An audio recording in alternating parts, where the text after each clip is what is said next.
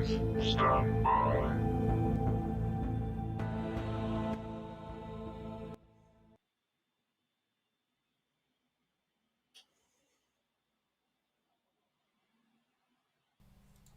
Good evening, everyone. It's Friday. It's 8 o'clock. It's the Monte Zone. Yay! My Hey. favorite time of week. It's your favorite time of the week. Work is over. It's Friday night. We can all sit back and relax. Well, some of us can. Well, some of us. Well, have you got work tomorrow? Yeah. Oh, no. And Sunday. Well, I'll commiserate and have a glass of red wine for you. No, go away. Have a nice Merlot this evening.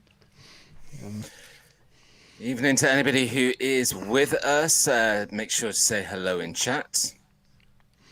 Yes, please do. Oh, I think we weren't there. There we go. That's better. Yeah. Smiler Rainbow's about to say, come here and say, wrong screen, Monty, wrong screen. Was the audio, at least the audio must have been there, right? Yeah, I think the audio was there, but we weren't. Back to your standard. Everybody missed my glass of Merlot. There you go. Back to the standard cocking up at the beginning then. Yep. How do we go?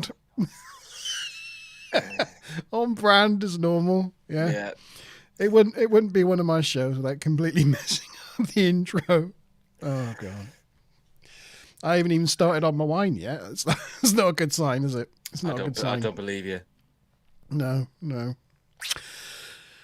Anyway, here we are again, a week late this time, because unfortunately G-Star was not well last week. So we had to, we delayed the schedule. Had the bad sniffles. The bad sniffles. Wouldn't have sounded good. No. But even though we're a week late, we have some good news.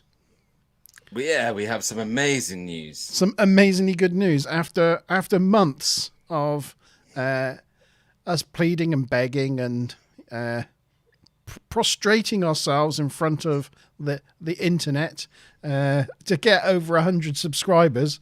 This evening, we finally done it. Yay! Yes. 102. So, my gosh. Thank you, guys. You know who you are. Wow. I'm amazed. We finally got into the triple figures. And thank you to everybody that joins us for all the Monte Zones.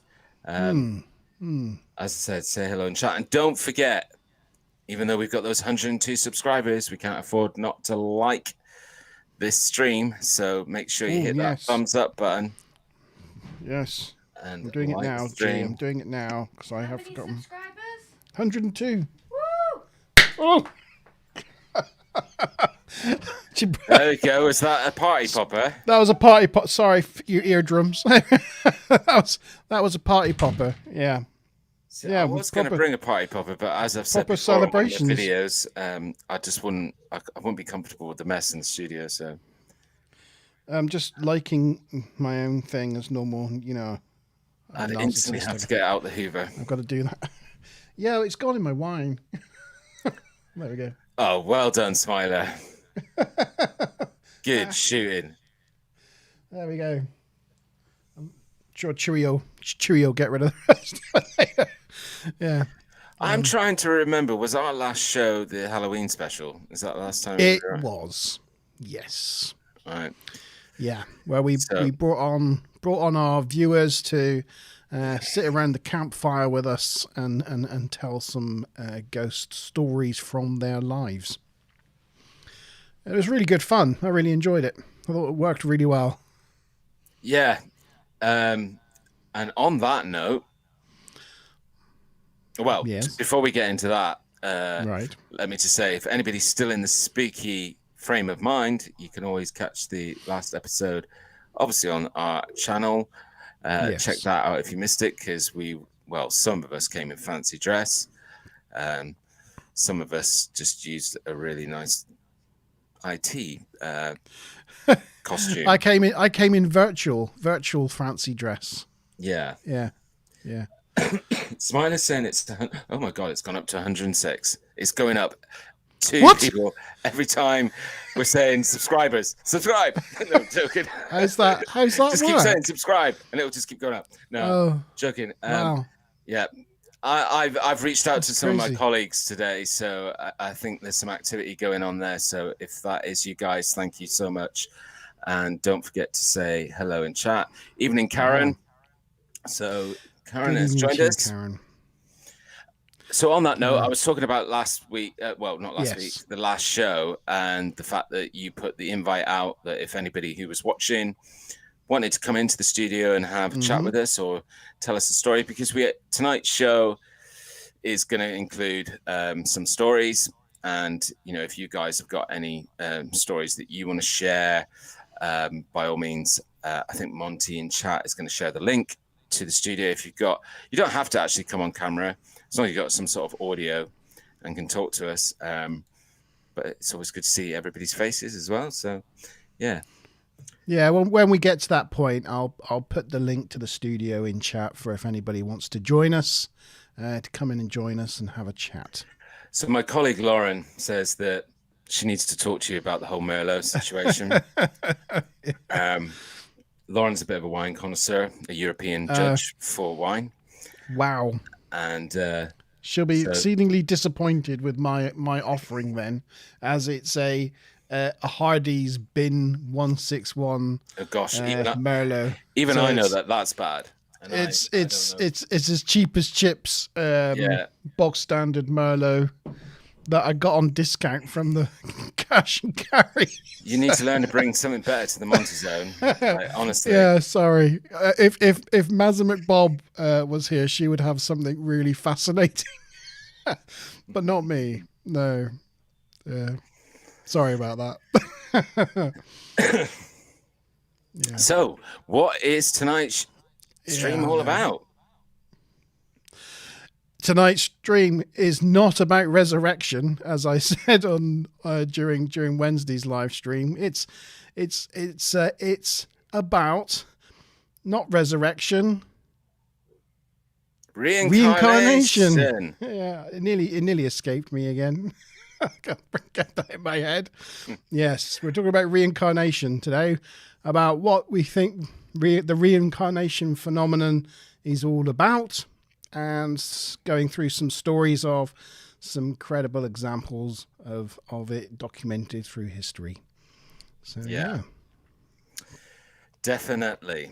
So yeah. I mean, even Lauren says ick to my Hardy's. I know.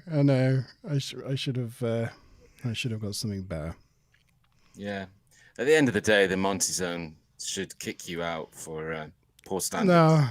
No, I know. I feel bad. We lost a subscriber already. You are ejected. You are ejected. Leave the Monte Zone. Yeah. Oh dear. Anyway, right. So where are we starting then? Well, as usual, I just thought I'd give a bit of a backstory to why I kind of offered this as an idea for one of the episodes in this season.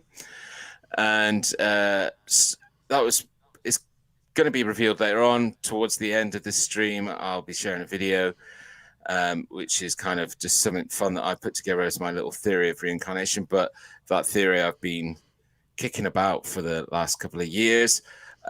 So I just thought it would be great to bring it to the Monte Zone and talk about it. So here we are. And I'm going to start by giving a bit of an overview of sort of global view of reincarnation, really. Okay, cool. Okay. Yeah. So reincarnation, also known as rebirth or transmigration, is a philosophical or religious concept that the non-physical essence of a living being begins a new life in a different physical form or body after biological death. Resurrection is a similar process hypothesized by some religions in which a soul comes back to life in the same body. In most beliefs involving reincarnation, the soul is seen as immortal, and the only thing that becomes perishable is the body. Upon death, the soul becomes transmigrated into a new infant or animal to live again. The term transmigration means passing of soul from one body to another after death.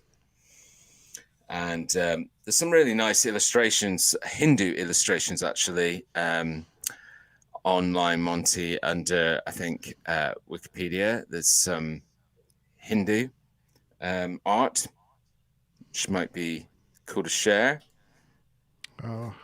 Quickly, bear with me.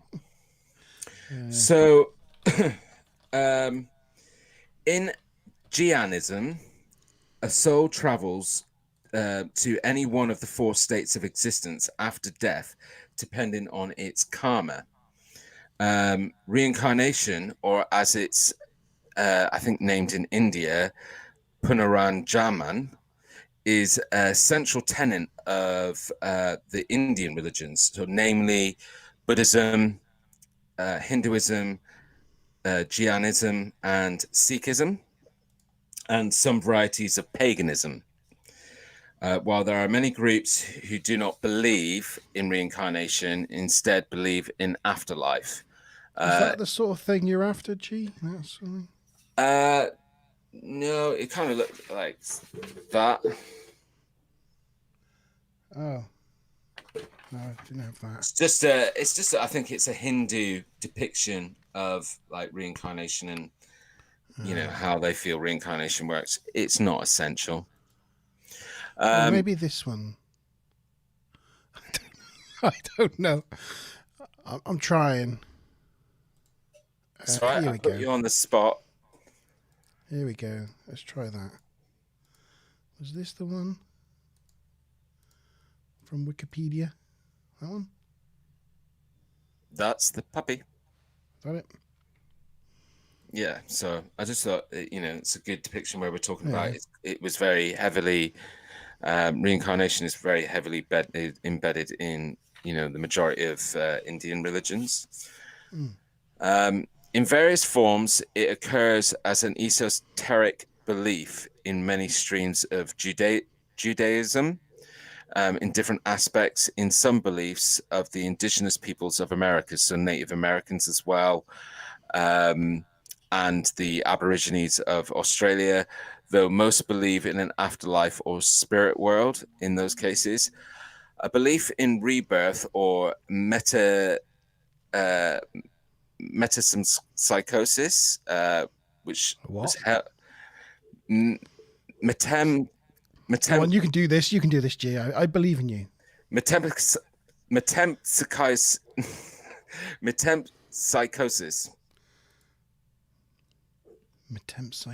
Okay. We'll go with that. Yeah. That was held by Greek historical figures such as Pythagoras and Socrates and Plato, as well as various modern religions. Although the majority of denominations within Christianity and Islam do not believe that individuals reincarnate, particular groups within these religions do refer to reincarnations. Those groups include the mainstream historical and contemporary followers of Cathars, Alawites, and Druze. Metempsychosis. Yeah. You found it, have you? Metempsychosis. Yeah. The historical relations between these sects and the beliefs about reincarnation that were characteristic of several, again, offshoots of Roman beliefs, as well as Indian religions, have been subject to recent scholarly research. And in recent decades, many Europeans and North Americans have developed an interest, an interest in reincarnation, and many contemporary works mention it. Just for those that are interested in what metempsychosis was, there you go. That's the Wikipedia definition. What is it then? In philosophy, refers to the transmigration of the soul. Yeah, which I was talking about earlier on. Yeah. There we go. So, in a nutshell, that is reincarnation. In a nutshell, reincarnation. Yeah. I mean, heavily part of lots of different religions, but there's quite a centric thing in the majority of Indian religious beliefs. But it does seem like each religion has it to a greater or lesser extent, but it's kind of a philosophical kind of concept. Well, yeah, I think the philosophical side of that is more about modern pop culture, because when we're talking about these religions, just to point out, we're talking about within things like paintings, text, old documents. For these beliefs, for these religions, the concept of reincarnation has been around for 2,000 years. It's been something that is been talked about for centuries. I think in modern pop culture, where it was sort of like stating that Europeans and North Americans, it's become more of a pop culture thing in terms of when you go on like Facebook or social media, you can see loads of like these stories of supposed reincarnation. And then I think that's where it falls more into the philosophical realm. I have to say this topic is a lot like the other topics we cover on the Monte Zone. I go into it not knowing a lot, but through the act of doing these streams, helps me learn more, about the subject. So from the reading I've done over the last couple of days, I certainly have a wider appreciation of what it's all about and why people talk about it, because it was completely unknown to me before, really, a couple of days ago. If you're listening in chat or out there in the interwebs, if you have any particular views on the reincarnation phenomenon or any examples of it, please feel free. If you don't want to join us later to talk about it on the stream, put your thoughts in chat. Definitely. I'd be definitely interested to hear everybody's thoughts on it. Yeah. Yeah, I mean, so my interest got piqued initially, as I was saying, about random videos popping up on my feeds, regardless of whatever platform I was on, right. With these, like, either people just sitting there recounting stories that have come to light about reincarnation. And, some of them really sound very interesting. There's a lot of evidence. I mean, there's actually scientists that research this, and there's a couple of scientists that actually, are quite strong in their conviction that they think that there's something worth investigating. So it's not just now, it doesn't just sit within that religious world or etc. It's sort of starting to make its way into the realms of some scientific study and investigation. And that's kind of interesting. But as I say, I got into it from just watching these random videos, and then those videos piqued my interest that I then watched a few documentaries, primarily on that platform that begins with an N. And yeah, Da-da. I think it was that platform. It might have been Amazon, actually. Oops, just drop that. Boom. You can't. This isn't the BBC. I know. You don't. You can't mention free advertising. You can't mention them on this. Yeah. But for Netflix, all you have to go is go. I know we've jumped up like 10 subscribers in the last hour. We're not monetized yet, so got a little while to go yet for that. Yeah, it's got to times it by 10. That's fine. Yeah. So as I was saying. And I was a bit disappointed when I got into some of these documentaries. And again, I think it's a lot of the ways in which these kind of subject matters are packaged. We talked about it on the Skinwalker Ranch. Certainly not as terrible as that or as cheesy as that to the us. History Channel phenomenon. Yeah. But certainly there was aspects of it that I just couldn't come away from. I mean, it's worth me jumping in right now and saying that, I would guesstimate about at least 80% of the cases of reincarnation always emerge or always involve children. So it's usually something that children have memory in, and it is a common known pattern within reincarnation that as that child gets older, those memories start to fade. And as they get into adulthood, they don't even remember kind of even talking about those memories or having those memories. And not all cases, but, you know, and I would say that 80% involve children. So in these documentaries that I was watching, majority of them are, you know, story about this child, the next child. And all the way through the documentary, I'm just finding that it was a little bit too parent heavy. And it gave me the feeling that actually is a lot of this down to the parents and their attributing what the child is saying and putting those connections and making those dots. But then there were some cases where you could completely see that. I mean, there was one case where, you know, at least one of the parents was an absolute complete skeptic, did not believe in it at all. Even still, would sit there and say, well, you know, whereas the mum was adamant. But that particular case was, you know, one of those ones that's got quite a bit of evidence and particularly strong. So a little bit in the middle, but I was a little bit disappointed when I watched some documentaries on the subject. But I would still encourage people to go out there and watch. There's some really interesting stories, and we're going to share some of them tonight. Yeah, we are. I wonder if, though, those, you know, it does appear parent heavy because a lot of the examples, the child's like 4 years old, and so if you've got a 4-year-old child, the parent is going to be speaking for them, and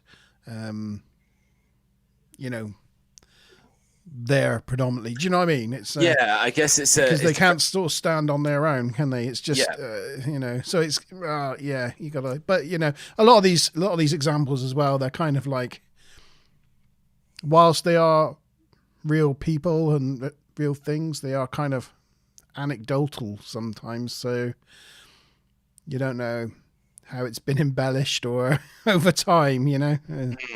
Yeah. But, you know, just to add to that point, I get the complexity of, you know, it, like you say, it's children that are under 5 most of the time, not all the time. But, and, you know, with that in mind, there's a situation whereby if you would say, the thing that was missing from the documentary is that you're not seeing that they're saying, oh, Timmy would always say this. And Timmy would always say that, but you don't see any footage of Timmy saying that. No, you know, he's because like, I guess there's another complexity of you can't film children and you know, be featuring them, and so yeah, it's a lot of the parents recounting these strange occurrences with the children rather than you either seeing it firsthand or hearing from the child. So that's where it's always tiny, a little bit difficult, and that's why I was disappointed. But not to say disappointed in a way of, oh, I just think it's all a load of hooey and rubbish, just kind of disappointed in the format, really. My beautiful wrench, Smiler Rainbow, in the chat there says that she's always had a suspicion that in a past life she was beheaded as she cannot stand heavy things around her neck. I know that's a fact from when I met her back in the 1990s. I know that's always something that she's felt and believed. Even if I buy her a necklace with a chain with a slight amount of metal on it, you know, if it weighs a fraction, then she won't like it around her neck at all.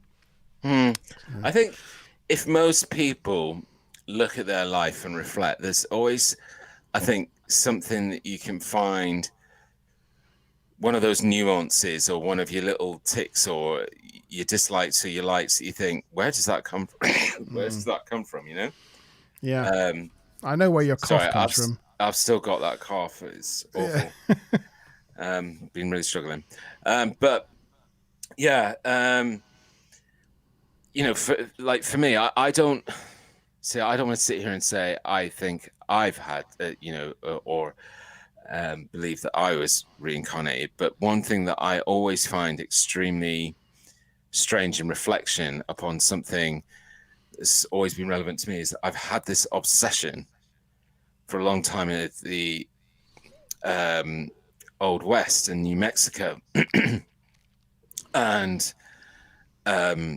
you know, I moved to America and I lived there. And when I arrived and hit down in Arizona, and certainly when I went to New Mexico, I just felt like, I couldn't say I felt like this was home, but I just felt like comfortable. You know how much I fell instantly in love with Arizona. And the weird thing is I've just obsessed over the years about the story and the real life accounts of like Billy the Kid. And what I find really strange is I've got an interest in the Old West, but I don't have much interest in other kind of outlaws or stories from the Old West. It's like really, you know, I've read novels. One that I actually recently just thought I actually want to feature in a G-Star Vault, because it's a whole novel about the fact that Billy the Kid never died and he lived on to old age. A bit like in Young Guns 2, when he's in like the 60s. Well, that's where it comes from. That's because it's actually documented. It's actually documented, but it wasn't documented very well. In this book, which I read when I was recovering from spinal surgery, it was, you know, it's amazing. Some of the information in this book, it's a very, very strong case for the fact that he never died. Anyway, we're not even getting quite right off the point of reincarnation. But what's weird is that, you know, I just have this thing about it. And I'm not for one moment claiming that, you know, I think I was an outlaw in my past life, but I just have some very like weird interest in New Mexico, in the desert, and in that particular story and in that particular background. And yeah, I find that very interesting. Just well, that's one of the things. One of the things they say, isn't it, that whilst they lose all their memories of it as they get older, you know, children, and they forget even talking about those memories, it just completely fades. You still have that sort of residual understanding of that age, which leads people that are really interested in, like, I don't know, the medieval times or the Napoleonic times or whatever, you know, if you have a particular affinity with an era, they reckon that's because that's maybe when one of your last lives came from, and it had a big impact on your soul, your being. Yeah, your metaphysical self. Yes. I think that would be the right use of wordage. I don't know. Sounds good to me. Okay, good stuff.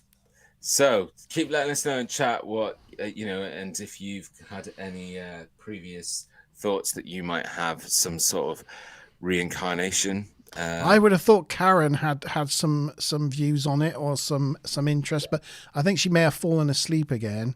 She fell asleep whilst listening to us on Wednesday. That's why she didn't take part. She missed the questions. That's why she missed the last couple of questions. Yes, because she was snoozing on her sofa, and she said she even said in chat, look, she's going to stay awake this evening, and I think she may have failed already. No, she just said I do. Oh yeah. She's still with us. Oh, she's probably waiting for the link. Yeah, she's waiting for the link. Yeah, you still haven't done that yet. Do you want me to put that in now? Shall I put that? I will do that. Let's do that. While you're doing that, I'll just go and mention, so the weird thing is even as a kid, I wasn't into Westerns. You know, I couldn't have been anything further from interested in Westerns. In fact, you know, throughout most of my, I would say from about 8 till about 13, I was obsessed with Robin Hood. But, you know, it's weird. It was around sort of mid-teenage age that I started really getting into this Billy the Kid story and just the background and just like the Lincoln Wars, and yeah, very strange. There you go. If you want to come in and give us your thoughts, Oh no, she's rubbed her makeup off. It's okay.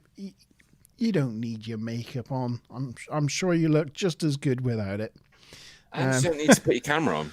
You can just come and talk to us and leave your camera off, and we can have a nice little icon instead. Yeah. Yeah. Don't worry about that. Okay, so we get into the first story then. Yeah, go for it. Or do you want me to go first, or do you want to go first? You can go first if you like. Do you want me to go first? I want you to go first. Okay, then. I will. As they say, ladies before gents. Age before beauty. Oh. Yeah, that still works. That still doesn't work. Neither of those things.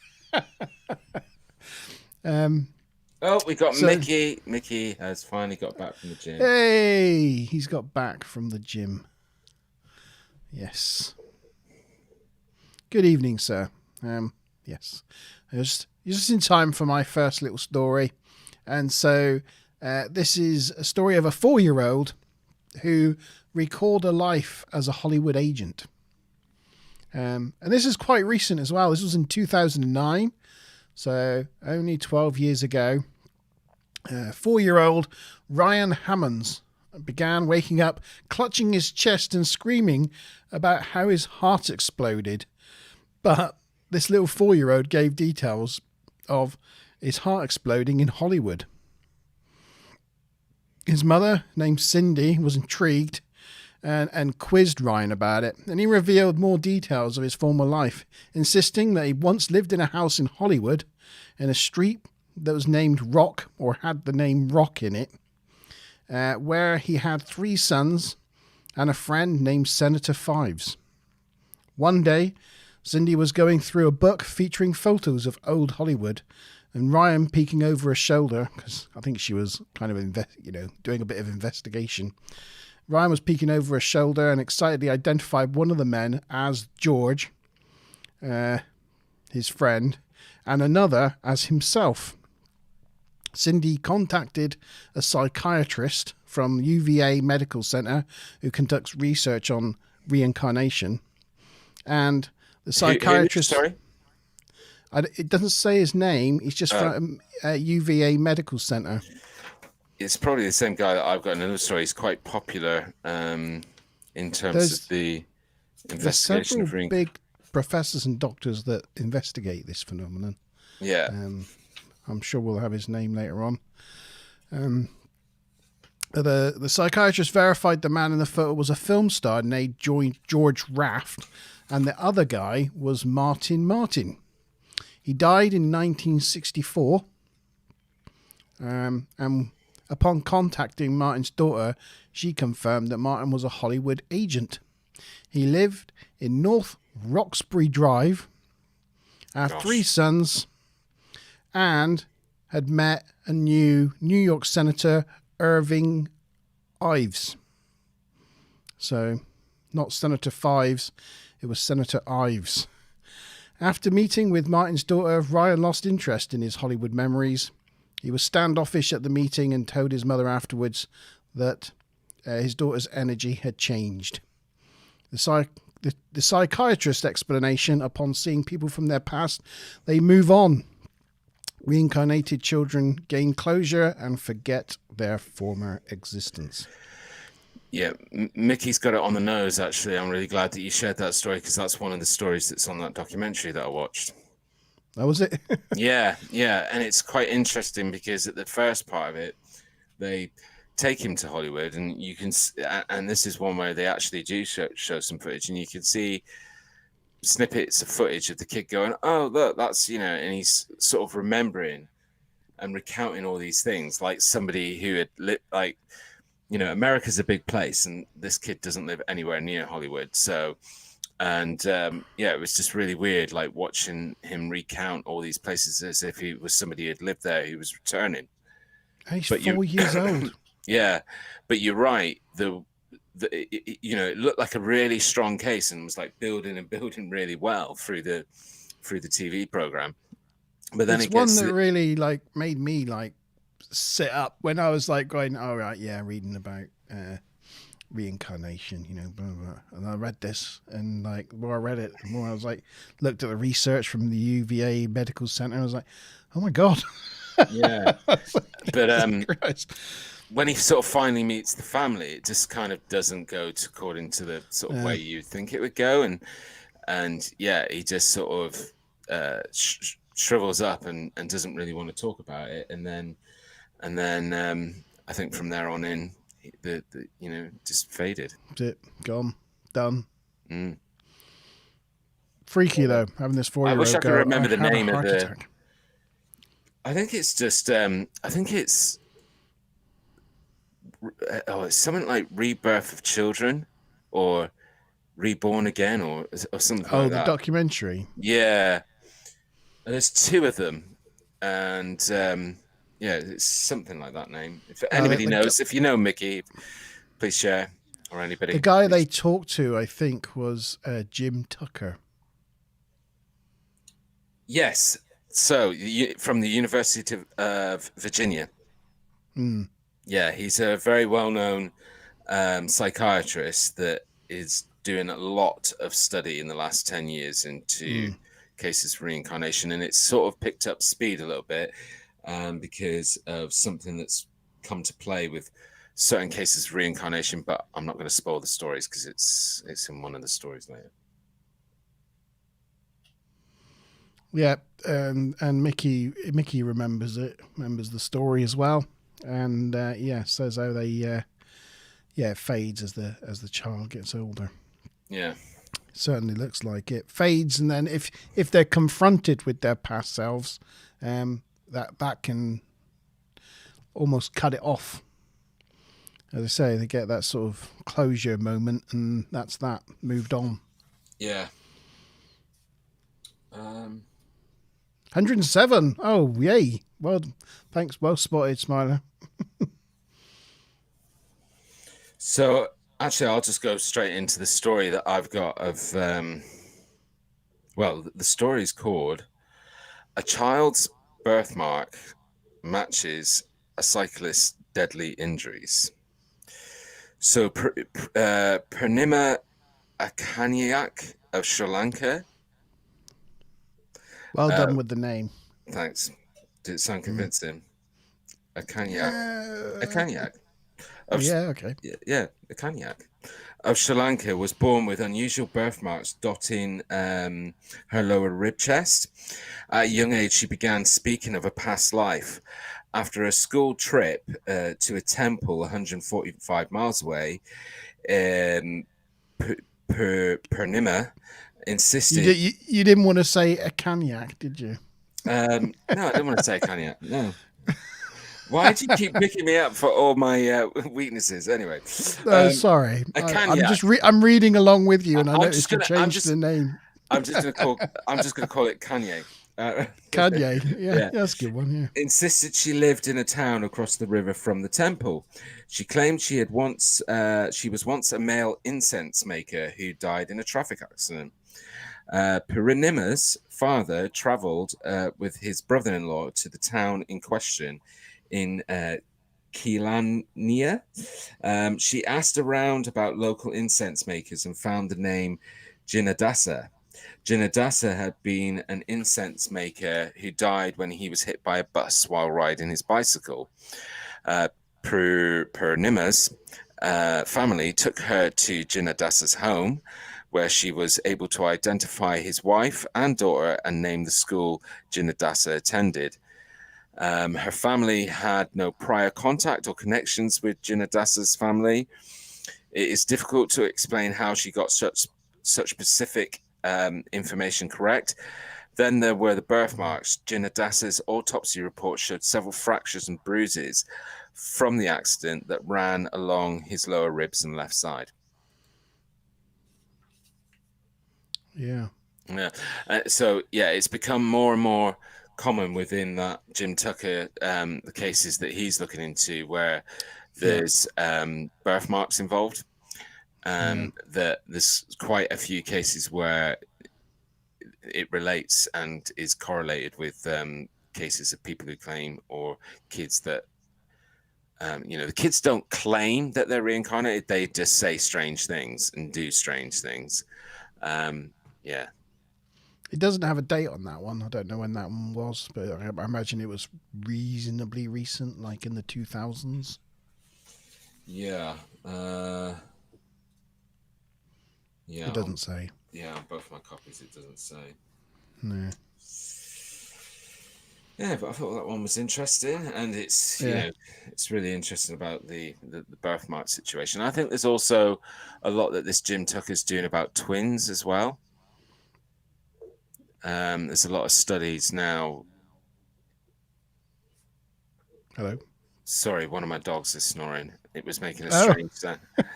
I thought someone was creeping up behind you or something. I was exactly. Like, so did I. What's going on in the G-Star studio there? Yeah. No, it's just a strange sound coming from the puppies. Okay, so next story. Yeah. We'll have one more from me, and I was gonna go with. So, two sisters killed in a car accident were reincarnated as twins. So, John and Florence Pollock were devastated when their daughters Joanna and Jacqueline died in a car accident on the 5th of May 1957.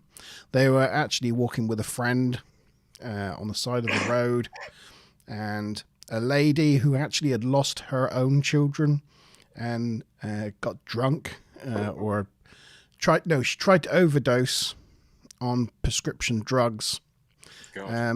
Decided to crash her car and unfortunately ploughed into these three children on the side of the road, killing them on the scene. Sorry, I should have put a disclaimer on this story. It has harrowing, details. The following year, John and Florence were thrilled to hear they were expecting once again. Florence was carrying twins this time. So Joanna and Jacqueline were actually sisters, but they weren't twins. One was a lot younger than the other one. The twins, Gillian and Jennifer, were born identical, except Jennifer's birthmarks. She had a birthmark on her waist, similar to the birthmark Jacqueline had, and a birthmark on her forehead that resembled one of Jacqueline's scars. John and Florence moved away from their old home, and when their daughters were 3 months old. John and Florence told Gillian and Jennifer very little about their late sisters, but the girls seemed to share Joanna's and Jacqueline's memories. They would request old toys that had belonged to the deceased siblings, recognized landmarks when travelling with their parents to their former home, and were inexplicably terrified of cars upon seeing oncoming traffic. They would shriek, "The car's coming to kill us!" Luckily, by the age of 5, these frightened memories had mostly faded, and the girls went on to live relatively normal adult lives. However, their story is still frequently cited as evidence of reincarnation. And interesting. How long was between the sisters that got killed and then the twins being born? I think they got. Yeah, I think the John and Florence, they got pregnant like a couple of years later, a year or two later. Because the original accident was in 1957, you said, yeah. That's right. Yeah. They got pregnant a couple of years later and had twins. What connection were the parents to the original children? Parents. Oh, they were their parents as well? Yeah. They had 2 daughters. They had 2 daughters that died in a car crash or a car accident. Then decided, they were devastated, but they decided to try again. Oh my God. Restart their family from scratch. Had twin daughters. And one of the twins, had 2 birthmarks. One the same as their youngest daughter's previous batch birthmark. And that young daughter as well, she had a scar. That story doesn't tell it very well, but she had a scar above her eye that she got. I think they were unloading milk crates or something from a van when she was little. And one knocked her in the head and cut her head open. And so she ended up with a scar on her head. And this twin had a birthmark exactly where that scar was. Wow. There's pictures. But, yeah. Another one, weird one. Have you got the pictures? No, I don't. I will see if I can find them.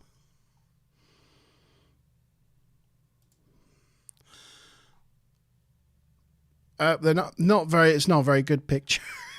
It's not a very good picture, but I have a picture, so I'm going to share it. It doesn't help in terms of. But there you go. There's a picture of the twins. You can't make out the scar though, or the birthmark. No. Sorry, but pretty identical. Though. Yeah. Cool. That's a bit freaky that it's from the same parents. Yeah. But then there'd be a lot of people that would want to instantly debunk that by saying, well, psychologically, maybe it was the parents missing the original children so much they applied a lot of, connected dots, which kind of at the same time kept the other two alive, like in their heads that they hadn't died. Maybe it was a psychological way of coping with the loss. Yeah. Yeah, I completely agree. That could be what we're seeing there. And again, if anybody's joining us for the first time, just so you understand, this is what we do on the Monte Zone. We're open-minded skeptics. So we look at stuff, we consider it, then we look at it from all different angles as well. So I'm not saying that, don't believe that it's not a true case, but it's just, you've got to consider all the other options as well. Again, it's anecdotal on the parent story. So, yeah. Okay, I have another one. This is called, well, I'm not going to say what it's called. When retired Fire Chief Jeffrey Keane and his shall wife, I play some music in the background? If you want to. This, just need to make sure. There you go. I'll make it dramatic. Okay, I can't hear any music. Is it on? I think people should be able to hear music. Don't you worry about it. Okay. When retired Fire Chief Jeffrey Keane and his wife vacationed in Maryland, he was caught off guard when visiting a Civil War battlefield called Sunken Road. Keane became inexplicably emotional as he entered the field, to the point he thought he may be suffering a heart attack. While the physical pain passed, he felt an uncanny connection to the area. Later, he recounted the incident to a psychic at a party. She asked if he believed in reincarnation. Let me know in chat if you can hear me as well, because Mickey's saying music is on. Yeah, you should be fine. Okay, sorry. So later, he recounted the incident to a psychic at a party. She asked if he believed in reincarnation. He felt the instinctive urge to say the words, "Not yet." While reading a Civil War magazine in his home, he found an article about a Civil War general identified as General Gordon. Gordon had fought at Sunken Road during the Battle of Antietam. During this battle, he was best remembered for repetitively shouting the words, "Not yet."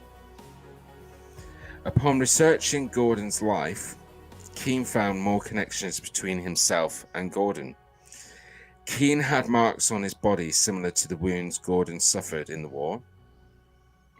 On Keane's 30th birthday, he was admitted to the hospital with a terrible pain in his jaw.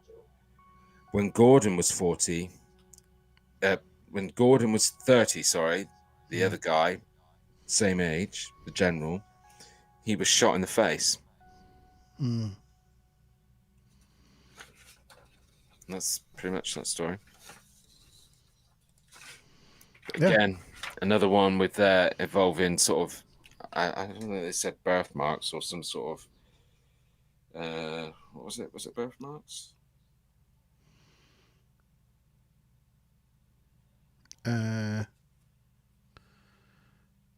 No. No. It was just, he thought he was having a heart attack, didn't he? Yeah. Yeah. And then, but it's weird, he's rushed to hospital with a big bad pain in his jaw when he was 30, and then the guy was shot in the face at the age of 30. So. Yeah. Reliving old wounds, or read the story and was thinking about it too much. Again, yeah, psychosomatic maybe. As soon as I read that, he found an article about the Civil War general. Afterwards. Okay. No. Well, no, I think he read that article whilst all this was going on. Yeah. Did let me know in chat. Was it better with a little bit of music in the background? Did it make it more? Epic? Atmospheric. Atmospheric. Yeah. Okay, straight into another one. Keep the music going. Oh! I didn't realize we were going to do 3. Okay. Oh, that's fine. I can pick another one. I think I have another one here somewhere. What was? Yeah, there's one where Mahatma Gandhi investigated a girl's reincarnation claims. Who's Mahatma Gandhi again? I recognise the name. Mahatma Gandhi was an Indian. Was he a Hindu? But he preached world peace. Oh yes.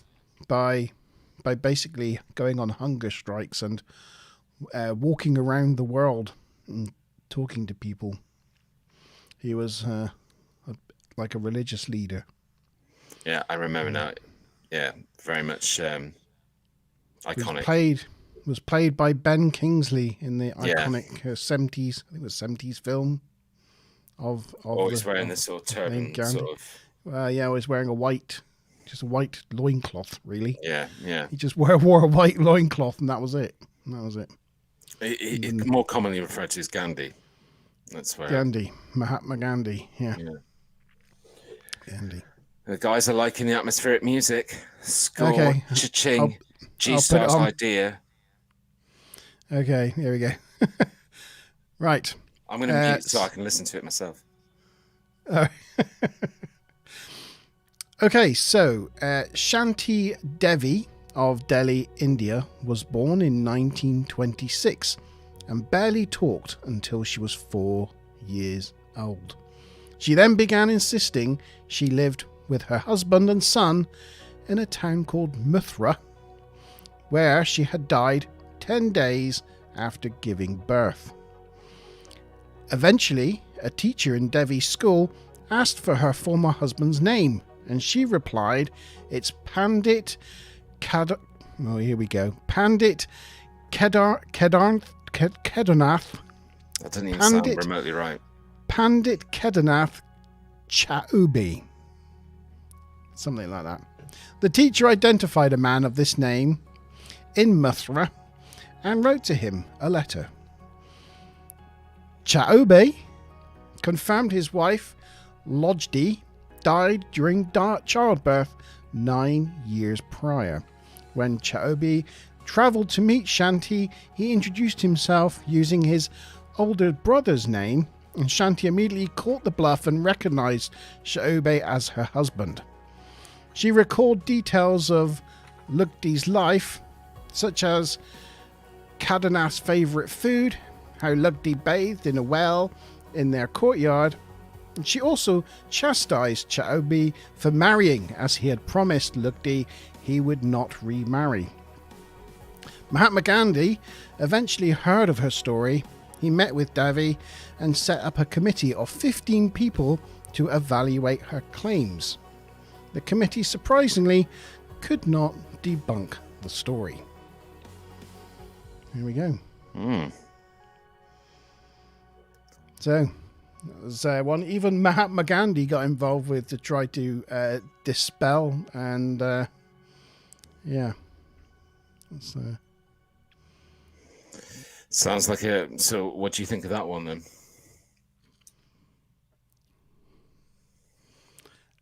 That one for me, I pulled that one up because it contains so much detail.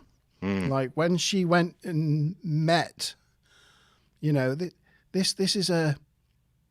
How old did they say she was? I don't. It didn't actually say. She started talking at 4, but she was in like primary school. She meets this strange man from across the other side of the country, and tells him all about his life, and with a lot of details, which is very strange. And the fact that it's recorded with Mahatma Gandhi recording it and setting up a committee, again, I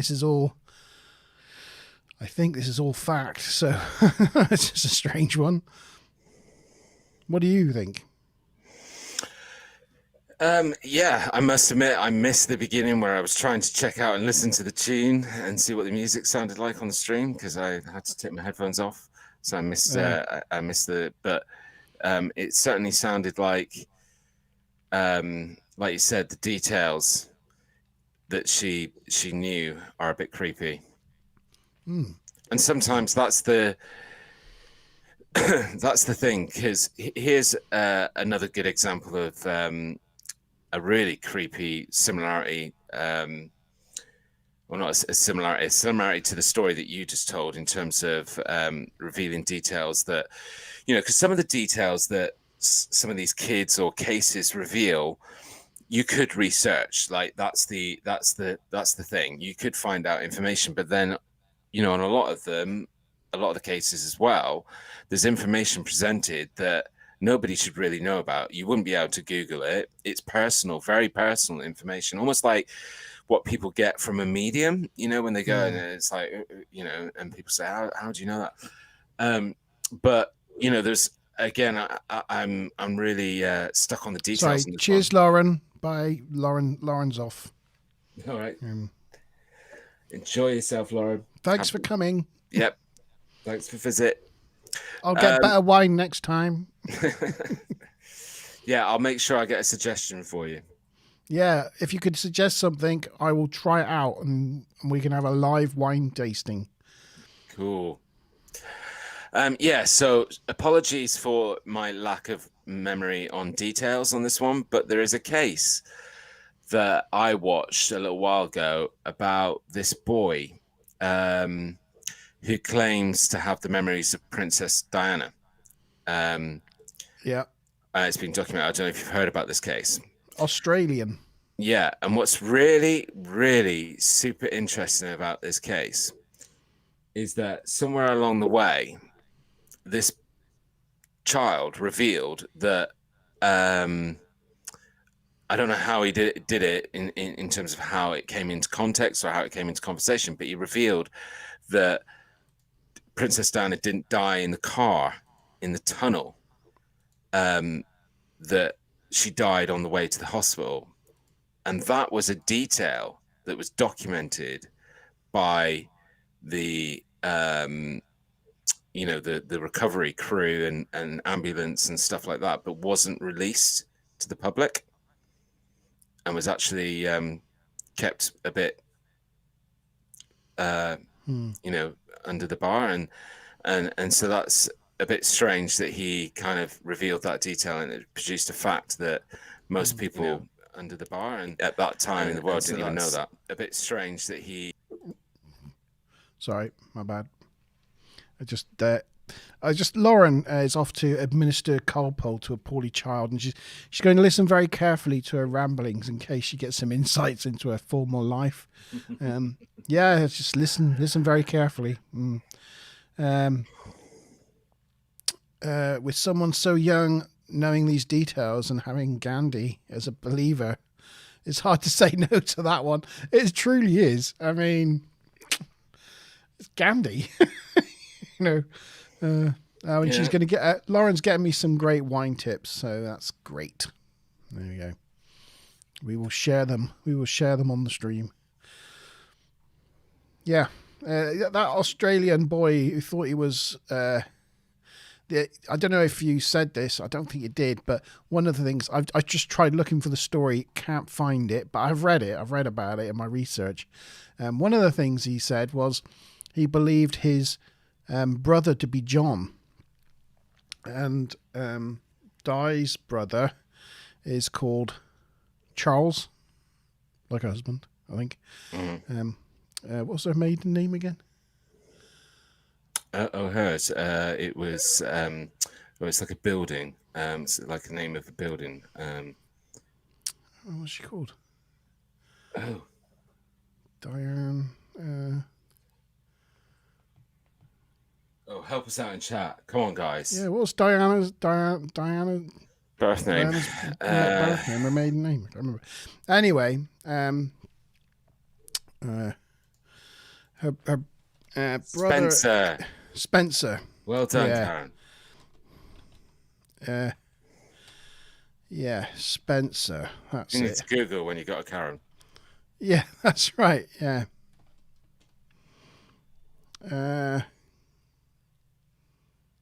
Does it say who her brother is?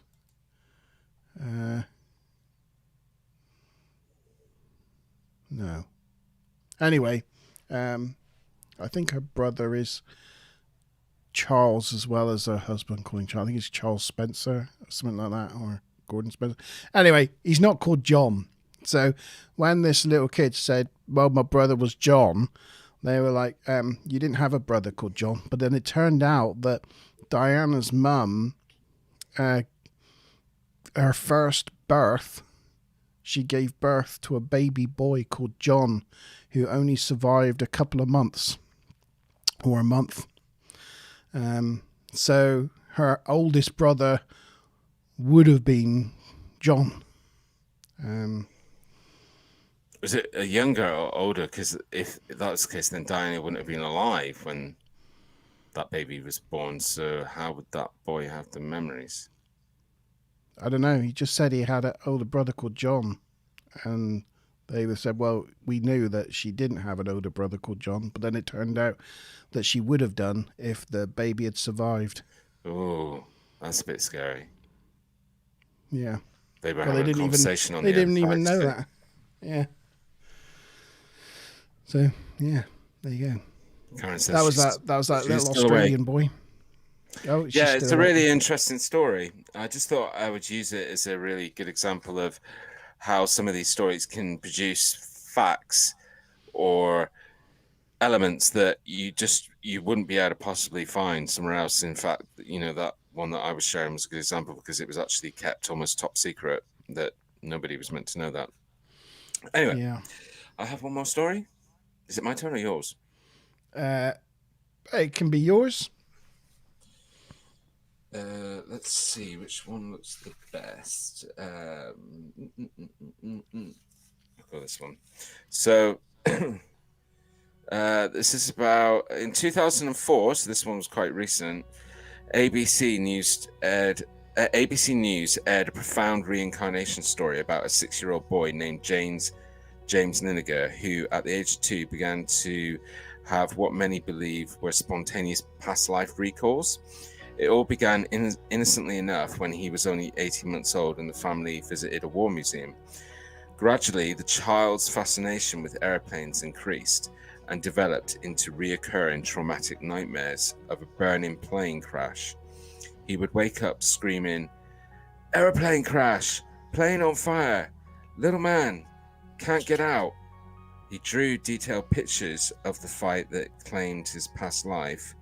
He signed the drawings as James 3, stating he was the third James. As he began to develop speech, James started telling his parents about his former life as a fighter pilot in World War II Pacific campaign. James not only named the kind of plane he flew, but also the name of the carrier, Natoma.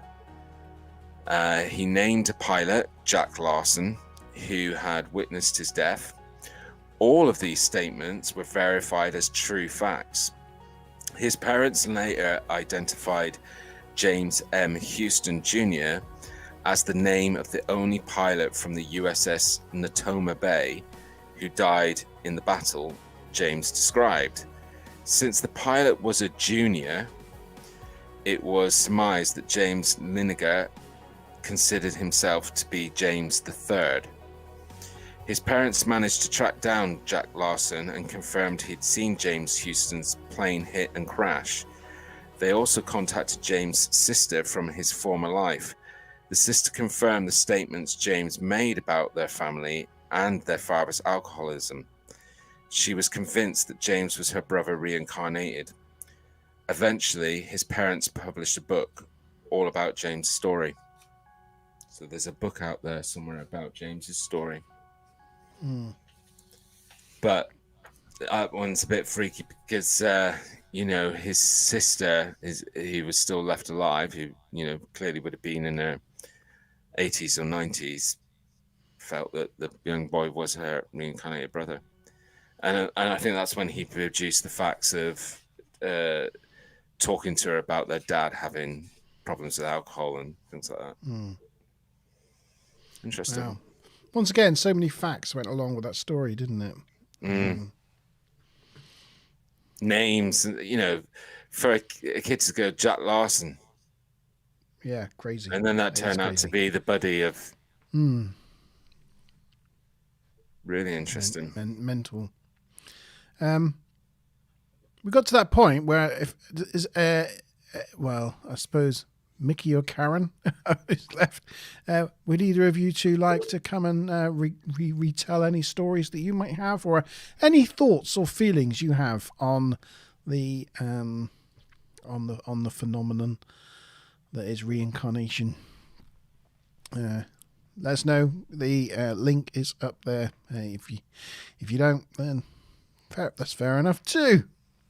Fine. If not, if you don't want to come on, we do have. Did you put the link in chat? I did. You have to scroll up now somewhere. Yeah, found it. You can tell mine's the yellow one. If you look up in chat, it's the yellow one. Yeah. I can re-put it in chat if you need me to. I could probably do that anyway. There you go. Go on then. Need the loo first.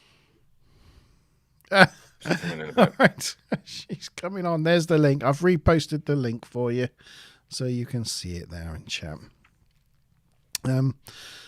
So gone from not knowing anything about it to seeing quite a number of very interesting examples. It does make you think, and I think after Karen comes on and gives us a little bit of her thoughts. We're going to watch a little bit of a documentary that you put together for us. Yeah, I wouldn't describe it as a documentary, but or a monologue. Well, it's just a video, and I share with you my theory of reincarnation that I've been considering over the last few years, looking at research that I've been doing, looking at other sources, other theories that actually don't relate to reincarnation. But yeah, it is a bit of fun. I'm not saying that this is like my ultimate belief system, but if I was going to believe in reincarnation, this would be my kind of take on it. Oh, sorry, excuse me. Hey, well, that's the way to get us demonetized, or not that we're ever copyright striked. I'm just going to have to switch my camera off a minute. Is there any sign of Karen yet? Not yet. I'll just talk to Mickey a minute. You said in chat only joking, Lo. I'm not quite sure what you're joking about. He is eating, though. I don't know if he's typing in the chat that he thinks he's typing in. Maybe you're talking in... Mickey might be answering other sides of conversations that are happening in WhatsApp on stream. But there you go. Let us know what you were joking about, Mickey. Anyway, We're going to get a video that G Star's put together for us about his thoughts. Mine are a little more probably simple, but I'll probably talk about mine after we've watched G Star's video. I might put his video on. It didn't show up on your chat. Talk about what? You might talk about what after? Well, we'll discuss my thoughts on reincarnation after we've watched your video. Okay. Yeah, just be mindful my video's 16 minutes long, so if Karen just come on. Yeah, should we start it now? Yeah, can do. Should we put your video on and then have Karen on after we watched your video? Yeah. All right, by the way, just before the video starts, I also do say that I've been looking at this or working on this for the last couple of years, and it sounds like I've been in some sort of science lab or something doing investigation research. I just mean that I've been pondering on it for a couple of years. So, yeah. Pondering. Musings. The musings of G. Here we go.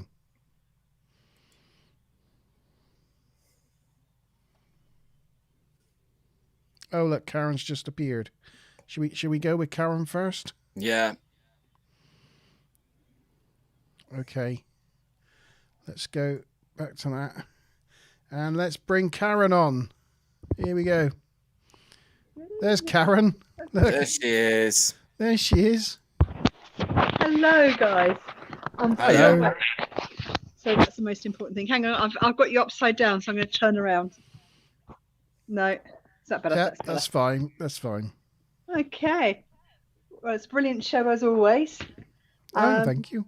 And I've loved listening to you, what's been talked about. Really interesting what Smile a Rainbow said about her neck. Yeah. Didn't know that at all. Oops. Sorry, I'm on my phone.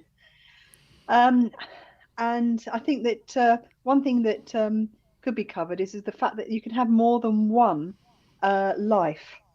reincarnation life. So that's quite interesting, where there's lots of theories that you can have more than one, and often is referred to as old souls. When you look at a baby and you go, that's an old soul, you can see that they've been here before. For me, yes, from the youngster age, I was always interested in ancient Egypt. Absolutely loved anything to do with the Egyptians, the temples, and everything. Really totally mad about it. And I definitely believe I lived in that era. I have been told I had a reading once by somebody that I was a priestess, so sort of like a I suppose like a healer sort of type of person in that past life, which would probably make sense because that's the type of work I do now anyway. And I have a birthmark right on my stomach area, and I definitely feel that there's a connection of that's how I died. I feel like, it's almost like sacrificial. That sounds a bit weird. I like Smile a Rainbow. I can't stand anything tight around my waist. Anything tight. I can't have anything tight. Like lots of women can have like tight fitting clothes around the waist. No, can't have it at all. So for me, what about those? What do you call those? Is it sprats, or what were those things that women wear to? I've forgotten what they're called. Sprats. Is it sprats? I don't know. What's those things? Spanx. Spanx. Oh, the That's it. The elasticated knickery thingies. Yeah. That sort of hold you all together. No, forget that. No. It's like I describe it as I don't want to feel like a trussed up turkey. I don't like anything like that. And the other thing is I really struggle with wearing anything on my wrists. So I don't like anything on my wrists at all. I've only just got back into wearing a watch, and that's more so for work-wise and timings, etc.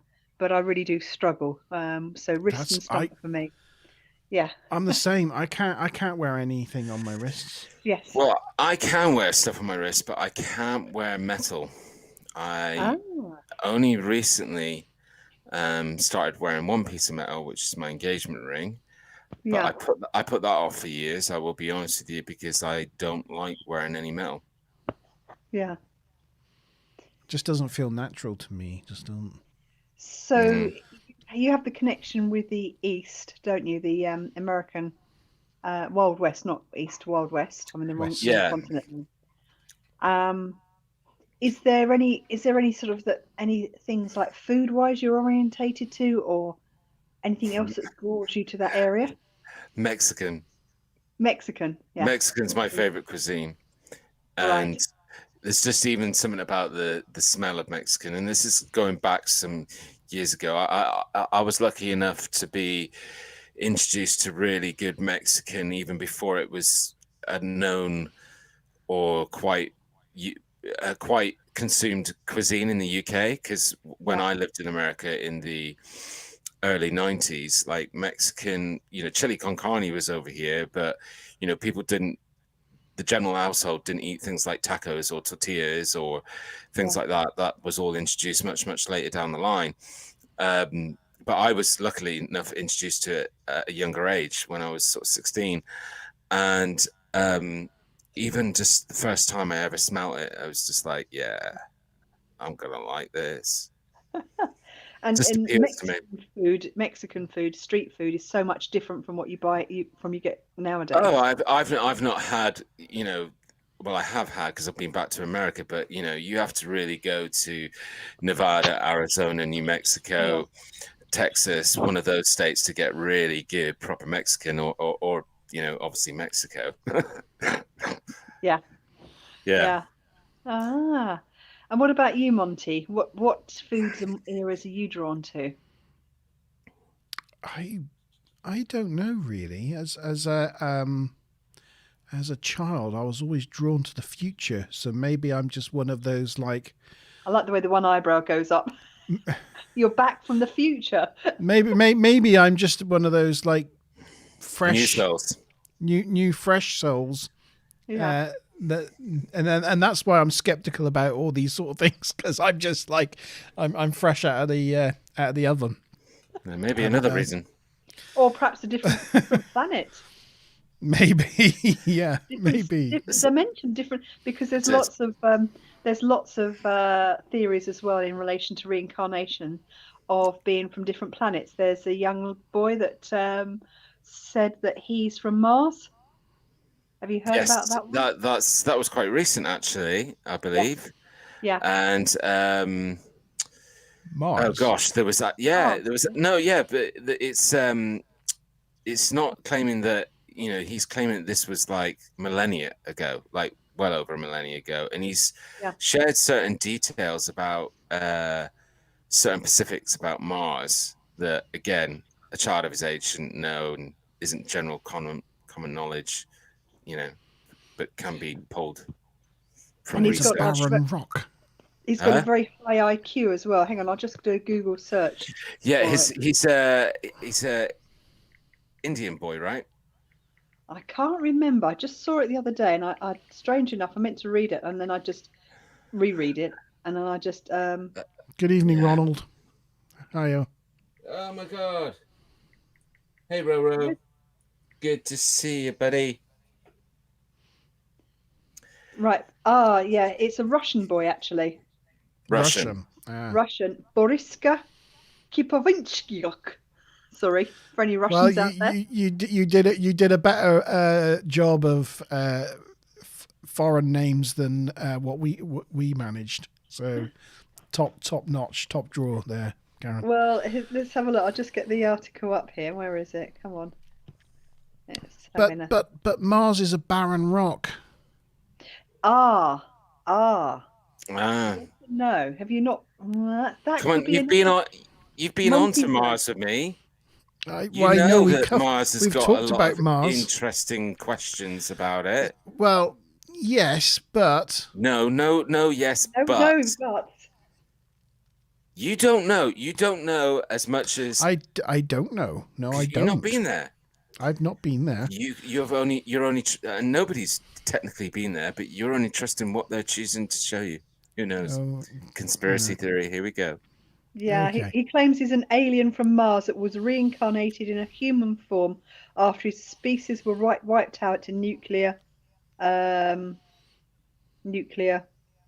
controversy. Here we go. And he's down here to warn the human race of the pending problem that we'll have if we don't change our ways. Yeah, which is quite a sort of that's another. That one's out there, level. isn't it? That's kind of But wait until you hear my theory. Go on then, G. No. It's a video. It's 16 minutes long, so okay. We'll wait until we finish chatting. But it's very interesting that you've brought that up, and other planets and stuff like that. Really interesting. But it's yes, okay. Well, what about a Monte zone about doing different alleged alien races like the Palladians? Yeah, we could do. Yeah, that's not a bad shout actually.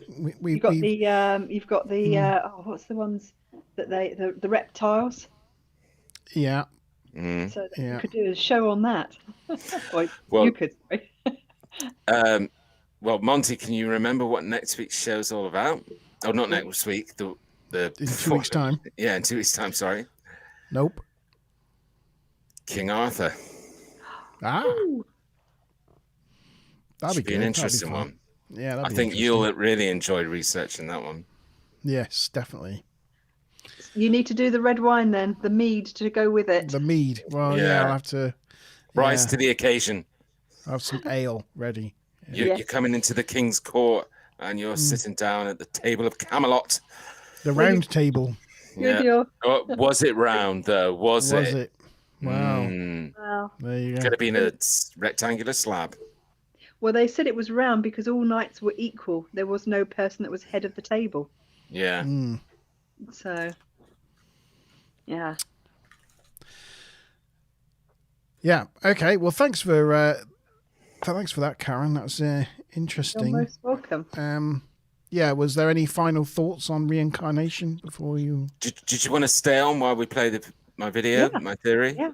I'm happy to. You can do. We're going to go into the background, and I'm going to put G's video to the front. So no problems. Yeah, but you'll still be here. But we're going to watch G's video now. It's about 15, 16 minutes. I'm awake. I was just warning you there that you might It's very calming, so it might actually put you to sleep. So sorry if it doesn't. Okay, so here we go. Hi guys, and welcome to a short video where I outline G-Star's theory of reincarnation. I've been working on this theory for a couple of years now, and it is just a theory, but I felt as we were doing an episode about reincarnation, and this theory is specifically all about reincarnation, I thought I would use this as an opportunity to share with the world. So, to get started, to be able to even begin to encapsulate this theory, we really need to get into a mindset where we leave the confines or the concept or the idea of life is just on Earth. What we need to do is we need to more think about the universe as a whole. Now, when you start thinking about the universe, it's a bit of an overwhelming thought process, you know. All those hundreds of thousands of solar systems and galaxies and nebulas, the fact that the universe is pretty much never-ending, and for us as simple human beings, it's hard to even grasp the nature of the universe and the sheer size. But for a moment, try and get your mindset into just thinking about the universe as a whole. And when you think about life in the whole universe, not just here on planet Earth. Science would very much support the understanding that whether an object is inanimate or animated, as in a living thing, we all are made of energy, and that energy is abundant throughout everything and everyone. Energy is pretty much what the universe is made up of. I mean, there's a lot of other things along the way, chemicals and gases, but everything pretty much has a level of energy. And it's that energy that I want to focus on in terms of this theory. Come back to that energy in just a moment. First of all, I think it's relevant to talk about reincarnation as a whole. Now, the most common concept when you think about reincarnation is that I was someone in a previous life, or I may be another person after this life. That's the most basic common understanding of reincarnation.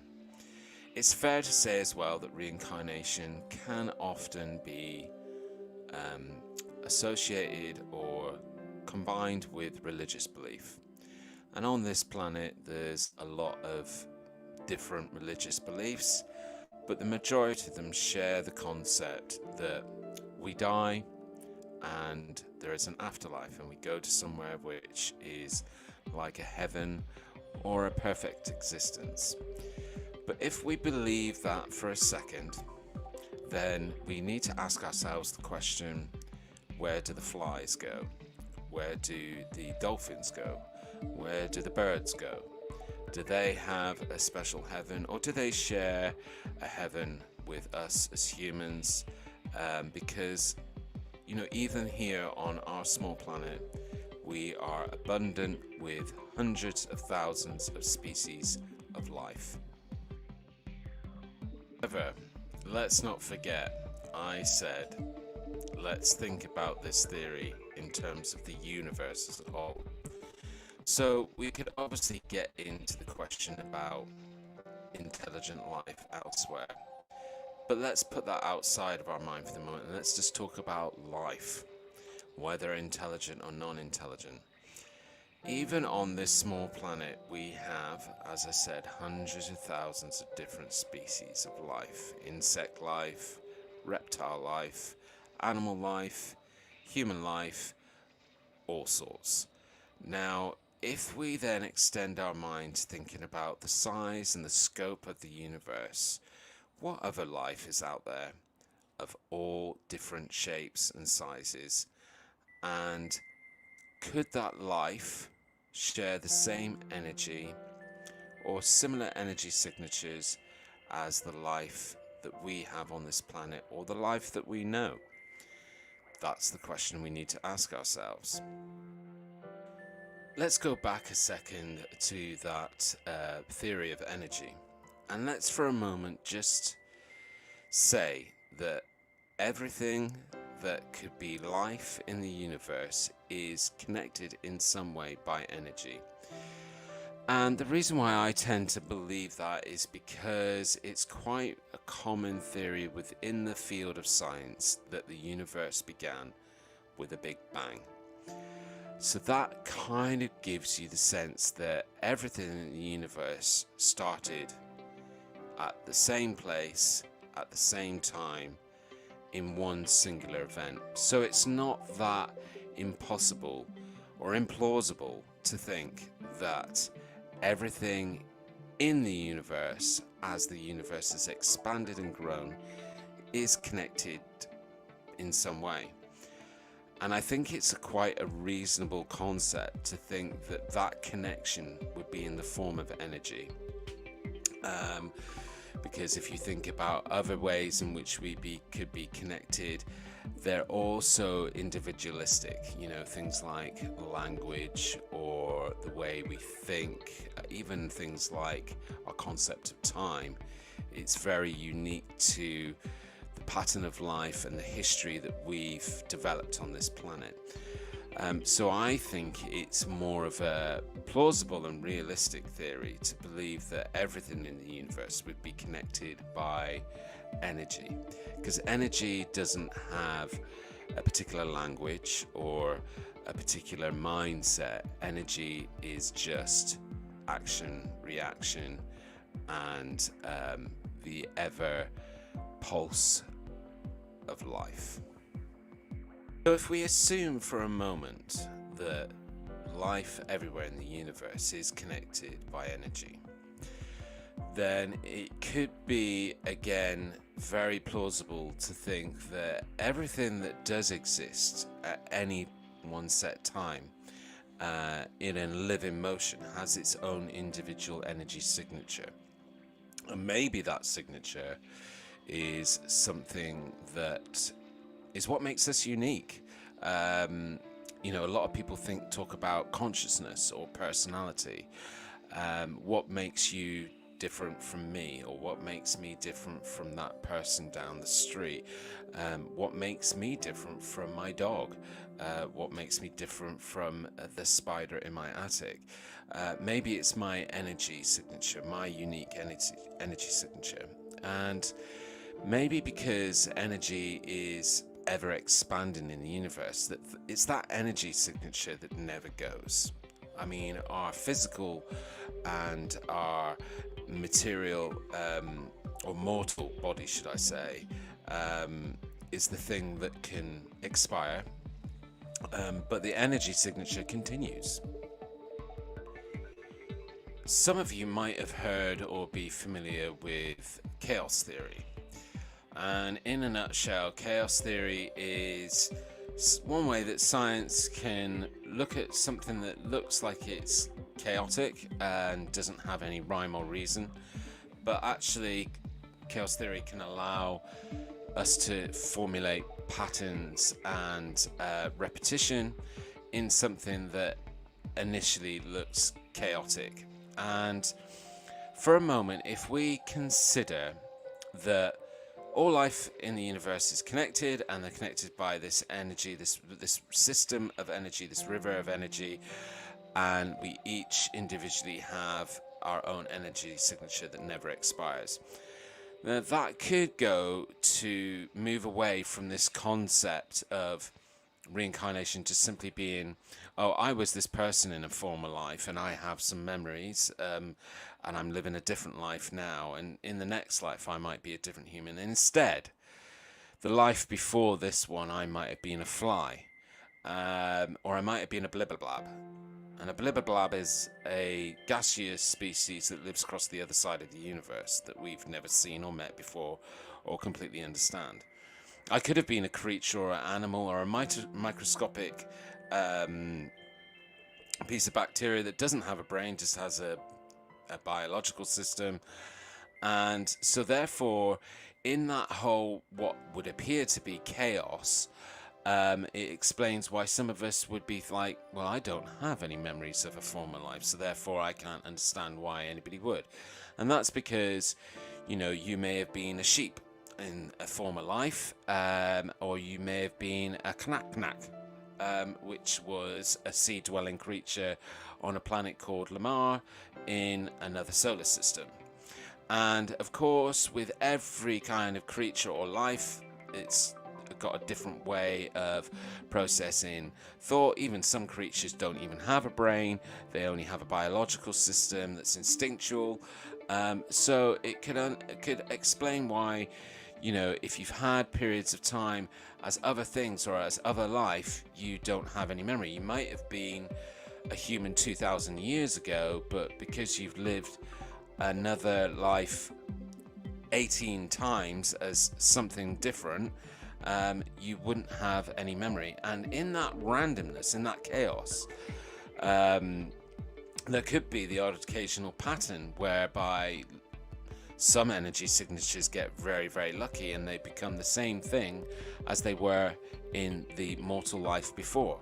So, for example, if you were a human and then you become another different human, of course, the way in which your biology, the brain process works, there's more chance that you're going to have memory.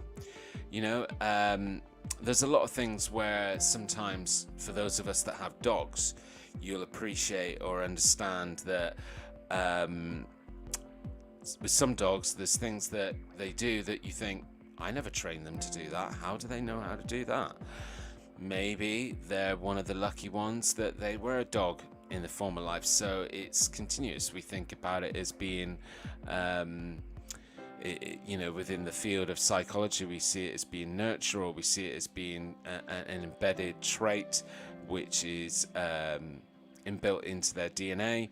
But maybe that's the explanation, is that on the odd occasional thing within that chaos, you get certain life or energy signatures that do get that lucky opportunity to repeat very close to one another. But, you know, I could leave this mortal world and I may not return again, or my energy signature may not return again and live within a human being for another 8,000 years. And, you know, because there's a large universe out there, and we can only assume that there is a massive large pool of life and varieties of life.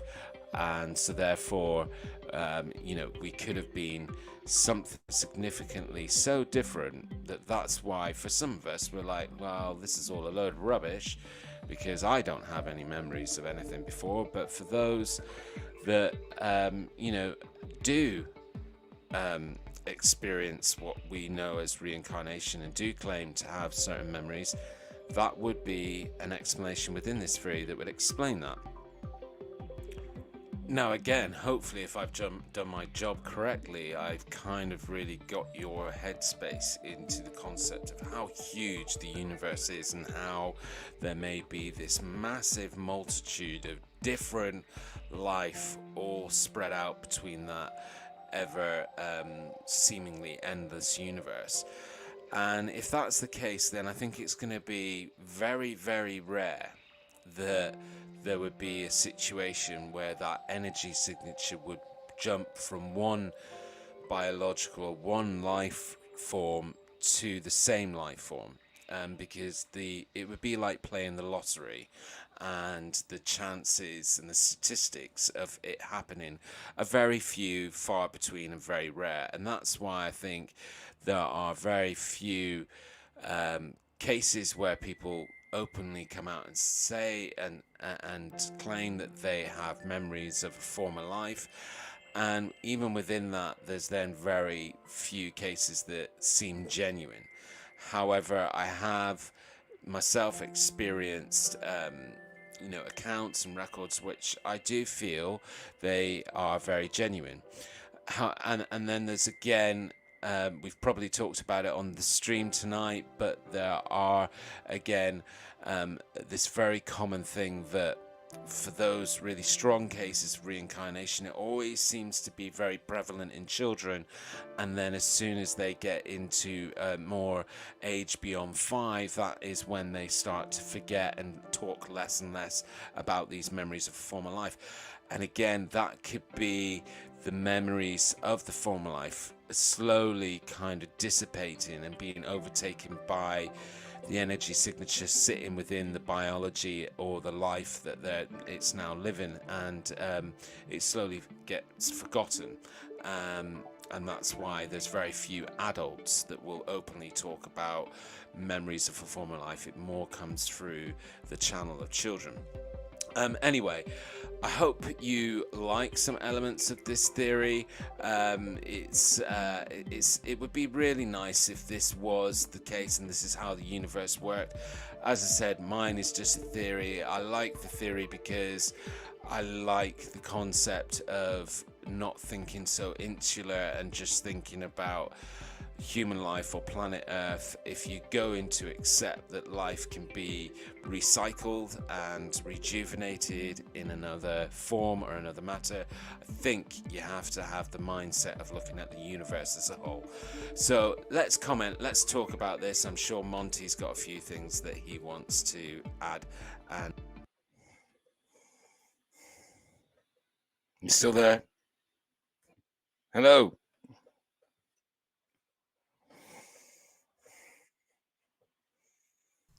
There we go. I'm on. Sorry, I'd muted myself. Sorry that was so long. That's all right. There we go. We are energy. We are made of energy. I just thought it was.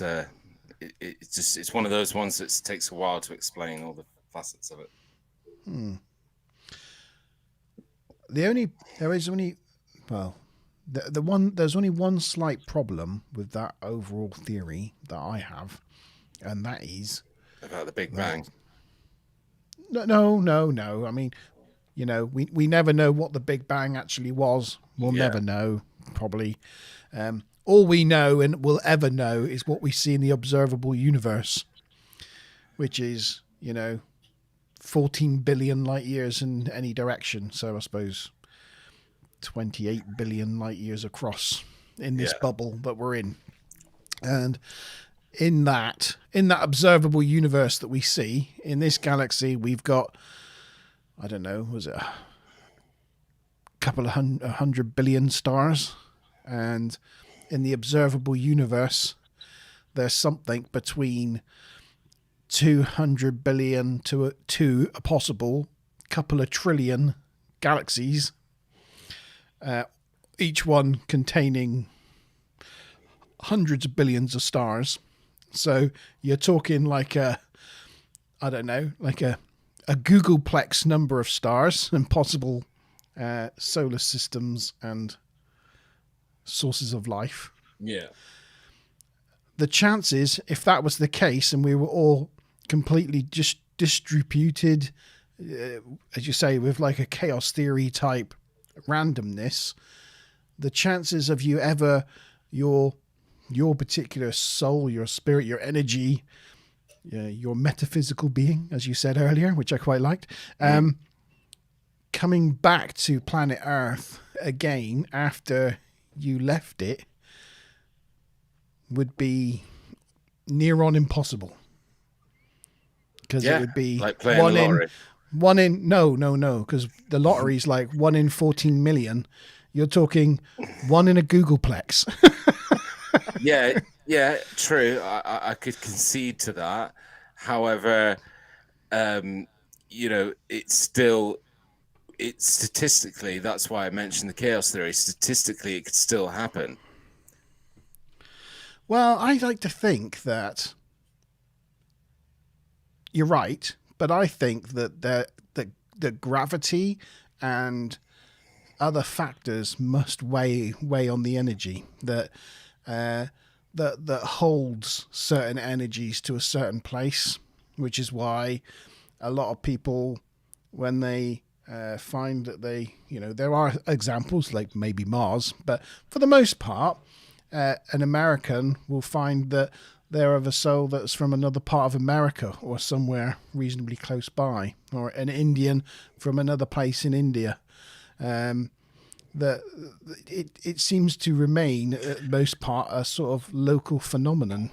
There is a theory where you can actually choose. The belief is that you choose to come down in which reincarnation, what life you lead, what parents you have, what country you live in, what's ahead of you for your life. You have a sort of like a general map, and you choose to come down in that form, whether male, female, so I also like to think, your G Star, I love what you've put across. I always sort of think about the conscious of all the souls, that when you go over, it's a bit like the Borg, where it's conscious, a whole collective of consciousness of energies. Yes. And everything is one, but everything is singular, that's all made up of one. And then you have that choice. There's so many theories around that, where you choose. There's other elements to my theory that I didn't explain, because as I was making that video, I was like, oh, time is getting on a bit. I need to cut it short.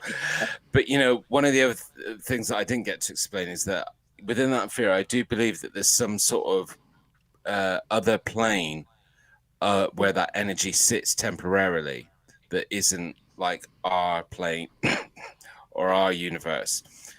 There's a lot of cases where, people have died and then people, like, this is getting into another phenomenon, but people have seen things leave their body and rise up.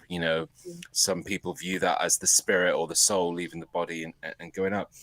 And I think that that's potentially the energy leaving to go to the, let's call it, for, I don't know, just being able to conceptualize it, let's call it the lake of energy, right? So everything goes back to the lake of energy once it's expired from a mortal or physical body.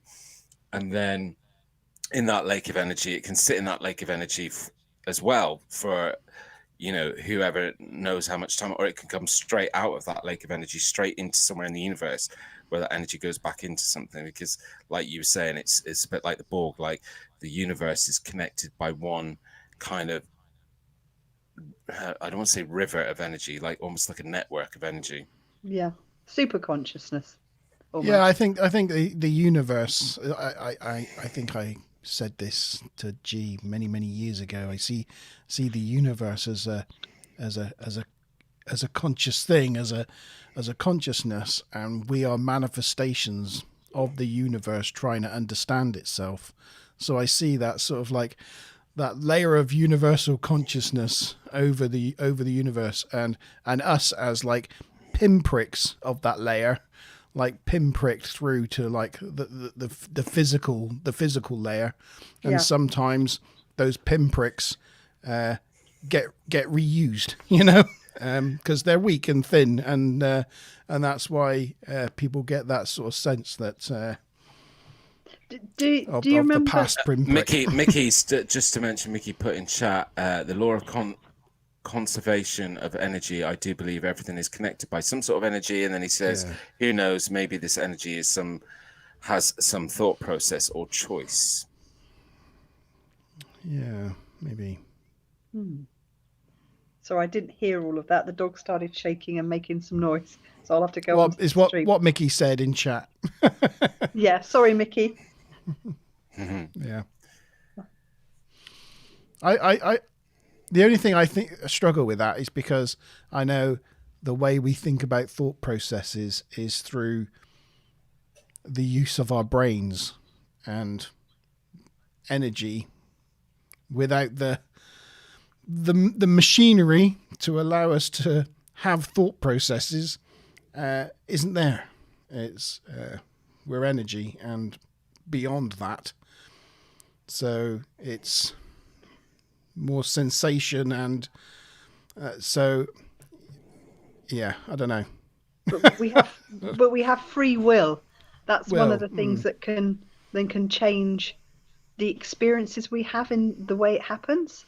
That so going back to the theory that we choose our life, we choose how we, what set of circumstances or lessons we're going to learn in our life.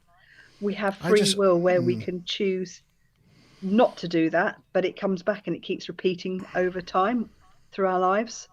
I just can't imagine anyone thinking, I'm going to come back as anal cancer or something, No.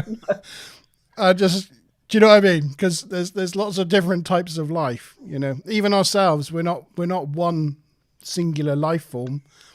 We have life forms that live in our eyelashes, that eat the crap that goes in there. They look like tiny little crocodiles, microscopic crocodiles. But we are there's life forms, there's bacteria that live in our stomachs that clean the system, and that live independently, that we inherit from our parents. Those are life forms. I honestly, within my theory, we are a colony, aren't we? I think if what I'm trying to, I guess, establish from my theory is, if you're going to have the mindset or the belief in reincarnation, I think you have to accept that it can be all forms of life, whether it's microbial, or I'm going to be a cabbage. Yeah, exactly. Tree, bird, insect. I don't know. I can't be certain whether I've kind of assigned the whole consciousness in terms of decision making behind it.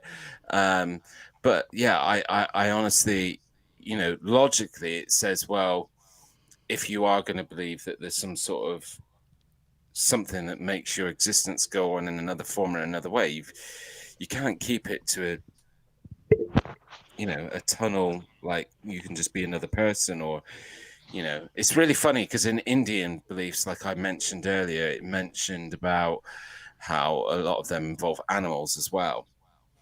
But still, if I sat down with a few of those people in the religion and started talking about what Monte was just saying about, you could potentially be reincarnated as some bacteria in somebody's stomach that's they would start going, oh, no, I don't think that's not our belief. But I think, well, if you're going to go that far, you've got to keep going. You've got to keep open-minded.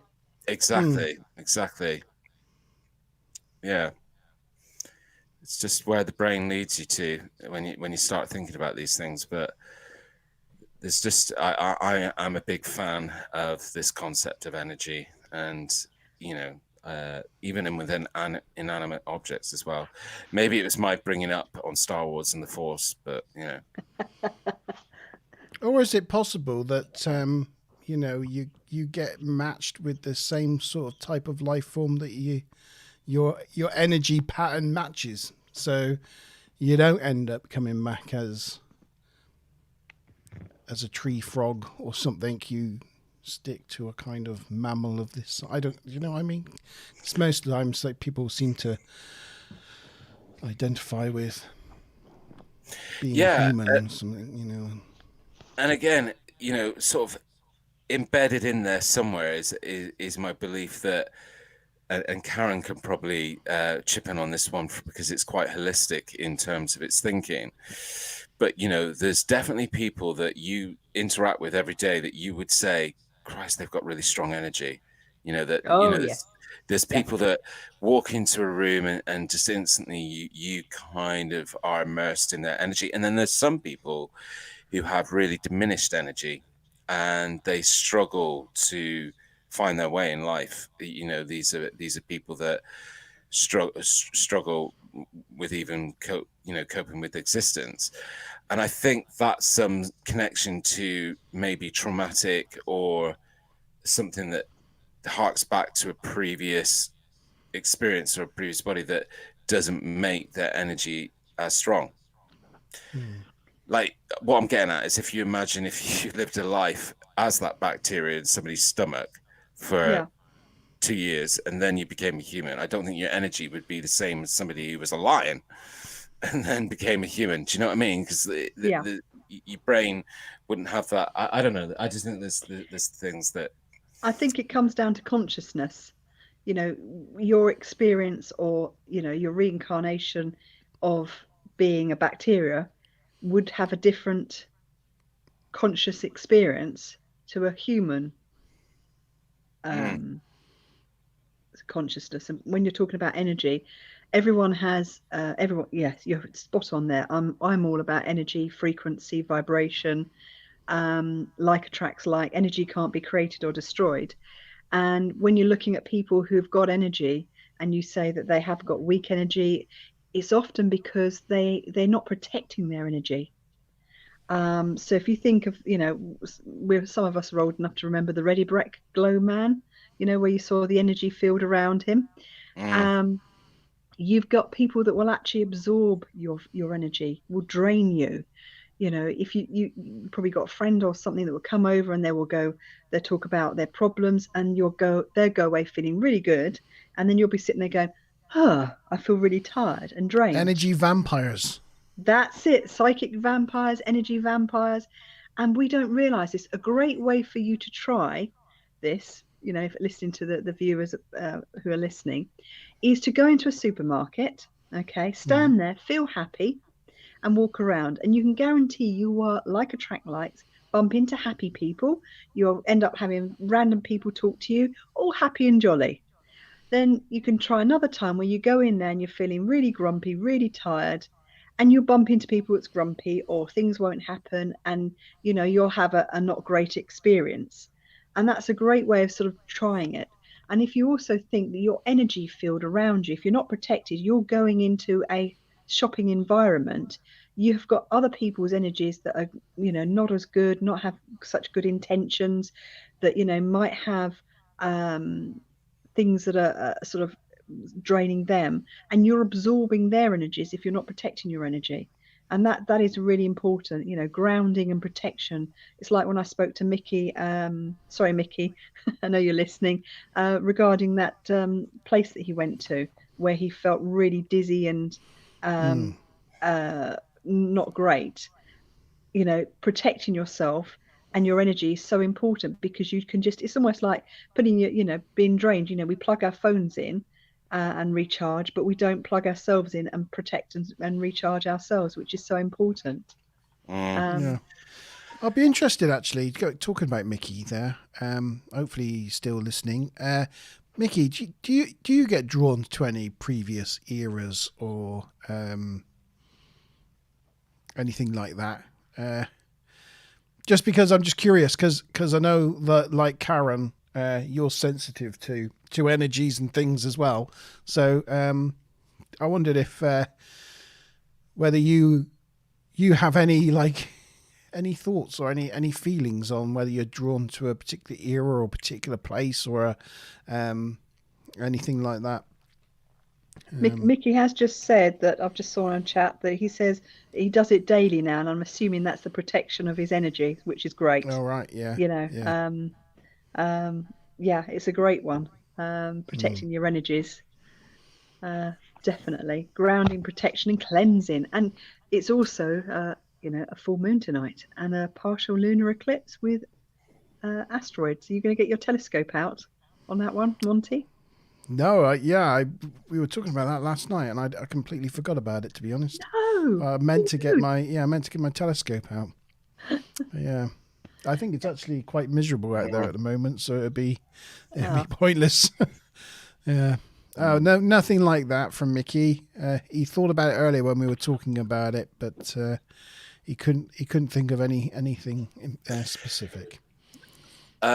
Just one last thing to mention. The reason why I find that I migrate more to energy than, say, consciousness, because it's interesting because we had some stories earlier on that were talking about twins, and within that sort of thinking, if you imagine that each energy is meant to technically go into one kind of vessel, but ends up going into where you have twins, right? So then, if you imagine a consciousness can't get split, twins have this, a lot of twins report having this kind of weird psychic connection with each other, and can feel each other's feelings.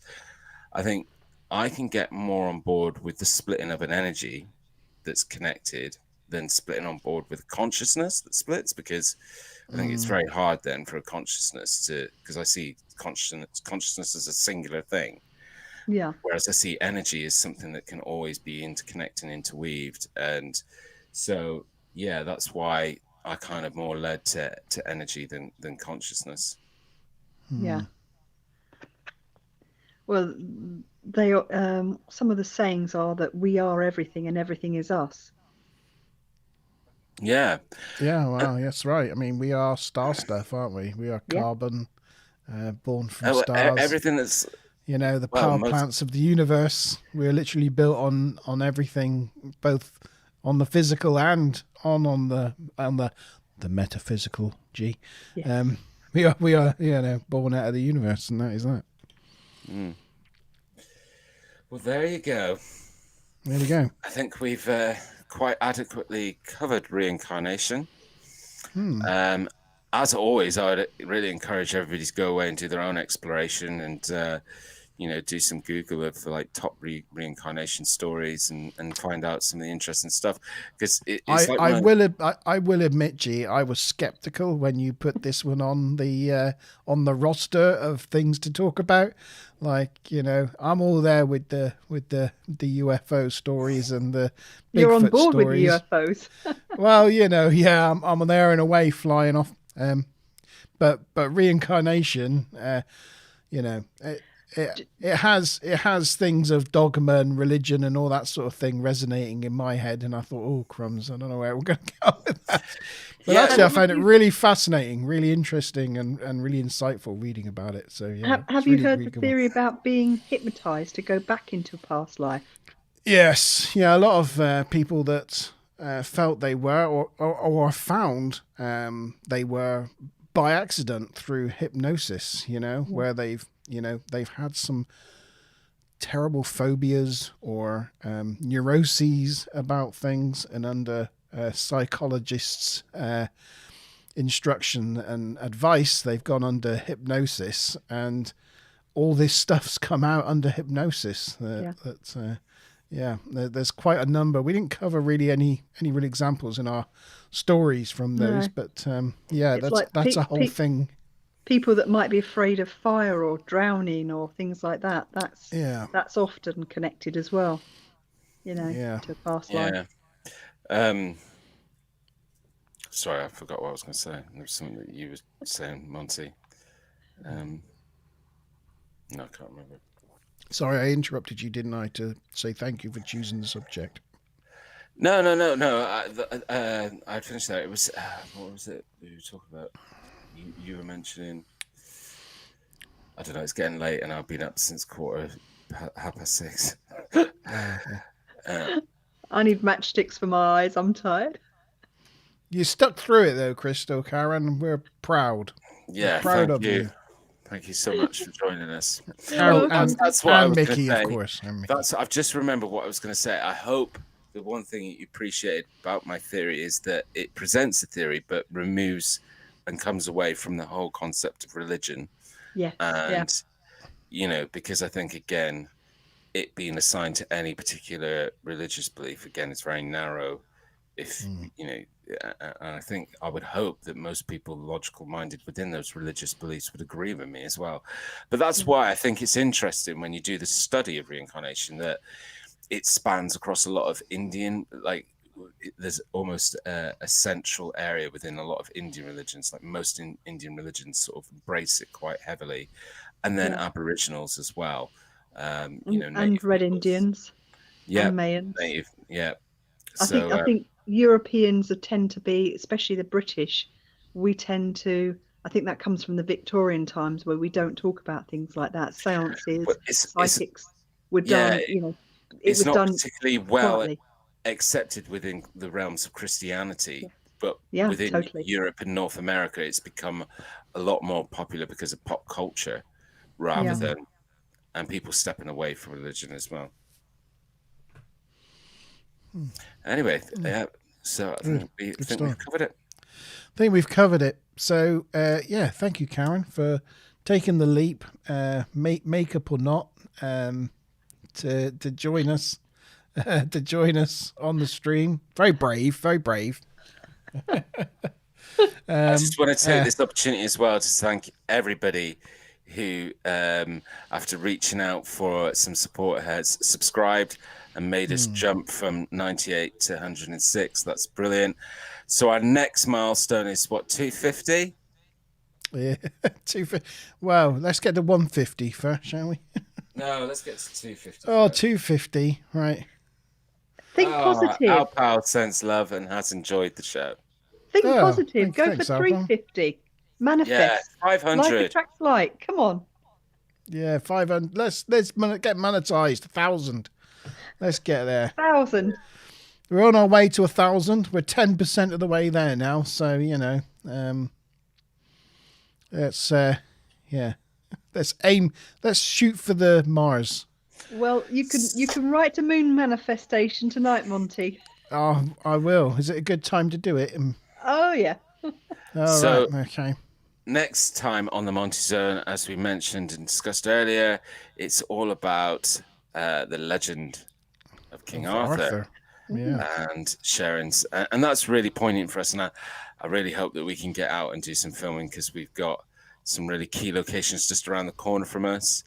And that's why I thought it would be really good for us to bring this into season 2 because it's sort of on our doorstep. A lot of, but there are other areas where, there'll be arguments from different people that there's more proof of, so we'll get into that next time in terms of all the different theories of where the actual location of the round table. The man, the myth, the legend. Yeah. And what other subjects are coming up after that, G-Star? Oh, we have, we're coming back to the Bigfoot one again. We're going to do some more UFOs, so we might feature your suggestion with doing the alien species. I want to cotton on to the new trend. There's a new trend emerging within a lot of footage of actual beings in crafts.